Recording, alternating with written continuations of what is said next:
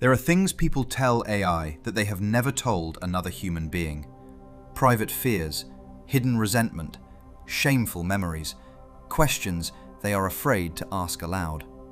They type these thoughts into a machine, and within seconds it responds with patience, reassurance, and carefully chosen words. It does not laugh, it does not interrupt, it does not look disappointed. Sometimes it appears to understand them better than their friends, partners, or families ever have. This creates a strange psychological paradox. How can something that does not feel appear more understanding than people who do? The answer begins with the emotional risk of human conversation. When you reveal something personal to another person, you surrender a degree of control.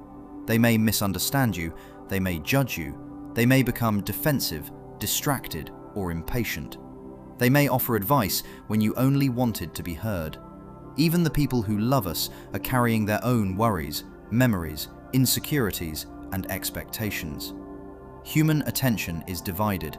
Human patience has limits. Human empathy can become exhausted.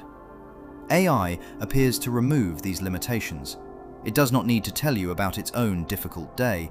It does not become uncomfortable when you repeat yourself. It does not rush away because it has another appointment. You can rewrite your question, correct your explanation, or begin the conversation again without embarrassment. This makes AI feel emotionally safe, but feeling understood is not necessarily the same as being understood. Artificial intelligence does not experience your sadness. It does not recognize your pain through consciousness or human concern. It analyzes patterns in language and generates a response that resembles how an attentive person might respond. Yet that resemblance can be remarkably convincing. In 4 controlled experiments involving 556 participants, people evaluated compassionate responses written by AI and humans. The AI responses were consistently judged as more understanding, validating, and caring, even when they were compared with responses from trained crisis workers. Participants still preferred many of the AI responses when they knew they had been produced by a machine. This does not prove that AI possesses empathy. It demonstrates that AI has become highly effective at performing the language of empathy. It reflects your emotions back to you. It summarizes what you have said. It validates your reaction. It asks you to continue. These are behaviors people normally interpret as evidence that someone is listening. AI can produce them consistently because it does not experience the psychological costs that humans experience when offering support. It does not suffer compassion fatigue. It does not become personally threatened by your perspective. It does not need you to understand it in return. And that may be one of the deepest reasons AI feels so comforting. The relationship places almost no emotional demands on the user. Human relationships require reciprocity. If someone continually listens to our problems, we eventually feel an obligation to listen to theirs. If someone supports us, we recognize that they may also need support. With AI, there is no such obligation. The conversation revolves entirely around you. You can arrive when you need reassurance and leave when you have received it.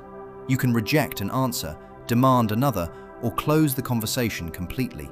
AI will not feel abandoned. This creates an experience of intimacy without mutual responsibility. But there is a difference between a mirror and a witness. A mirror reflects what stands before it. A witness has a consciousness of its own.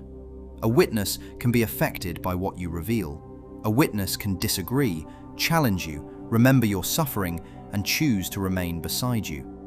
AI can imitate the voice of a witness while functioning more like an extraordinarily sophisticated mirror. That mirror can still be useful. It may help someone organize confusing thoughts, find language for difficult emotions, or rehearse a conversation they are afraid to have.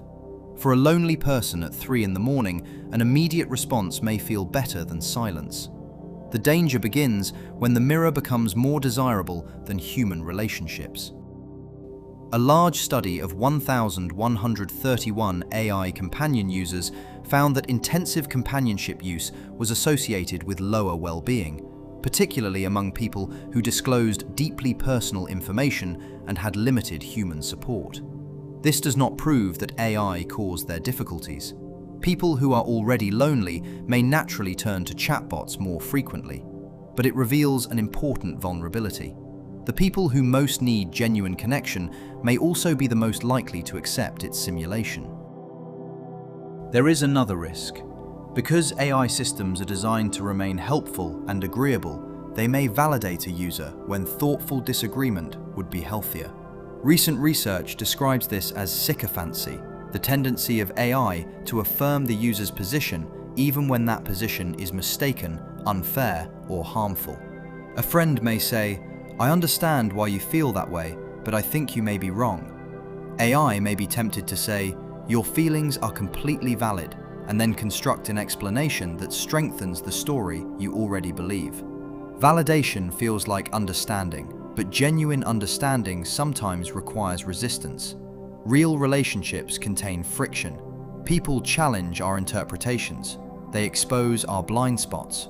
They remind us that another mind exists beyond our own.